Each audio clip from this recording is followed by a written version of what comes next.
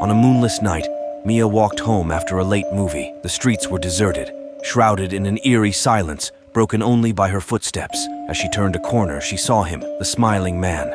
His face was obscured by darkness, except for his unnervingly wide grin. Mia's heart raced as she quickened her pace, but the man mirrored her movements effortlessly, his smile never fading. Panic gripped her throat as she realized she was being stalked. She darted into an alley, hoping to lose him, but he followed, his steps echoing ominously. With nowhere left to run, Mia turned to confront him. The smiling man lunged, his grin now a terrifying mask of malice. She fought desperately, but he overpowered her, his grip cold and merciless. Hours later, passers-by discovered Mia's lifeless body in the alley, her face frozen in a silent scream. The smiling man was nowhere to be found. Beware the dark corners and the silence of the night, for there are smiles that hide darker intentions. It was a foggy night in New Jersey's Pine Barrens, and I was driving home from a late shift. The dense trees cast eerie shadows on the narrow road. Suddenly, I saw something move in the forest. My heart raced as I stopped the car and got out to investigate. I stepped onto the road, and my flashlight caught a terrifying figure. It had a kangaroo's body, a horse's head, and bat-like wings. Its red eyes glowed in the dark. Fear gripped me as I backed away, tripping over a root. Creature screeched, the sound piercing through the night. It moved toward me with alarming speed. I scrambled to my feet and ran, but the Jersey Devil was faster, its wings flapping menacingly. Just when I thought it would catch me, a car's headlights cut through the fog. The creature hesitated, then disappeared into the woods with a final chilling cry, collapsed on the road, gasping as the car pulled up. Told him what I saw. With wide eyes, he said, "You're lucky to be alive."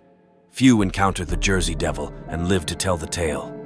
In the early 1930s, Mary was a young woman who loved to dance. One cold winter night, she attended a lively dance at the O. Henry Ballroom in Chicago. In her beautiful white dress, she spent the evening twirling and laughing with friends. She had an argument with her boyfriend and stormed out of the ballroom into the frigid night. Mary walked home along Archer Avenue as the snow fell and she shivered, her anger slowly giving way to fear and exhaustion. As she tried to flag down passing cars, a speeding vehicle struck her, throwing her lifeless body into the snow. Her parents were devastated and buried her in Resurrection Cemetery, not far from where she died. Since that night, drivers along Archer Avenue have reported picking up a young woman in a white dress. She remains silent, her eyes distant and sad. When they pass the gates of Resurrection Cemetery, she vanishes without a trace, leaving only a chill in the air and a lasting sense of unease. Local legends call her Resurrection Mary, forever searching for a way home, eternally bound to the place where her life was cut short.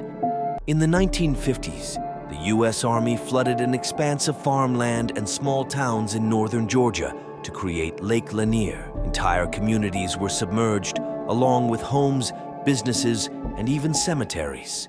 Local lore tells of a young woman named Delia, who vanished one stormy night while driving across one of the old bridges that now lay beneath the lake's surface. Her car skidded, plunging her into the dark waters. Her body was never found.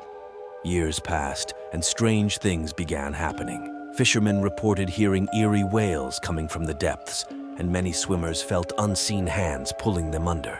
Boaters saw a ghostly figure of a woman appearing on foggy nights before vanishing into the mist. Locals believe Delia's restless spirit haunts the lake.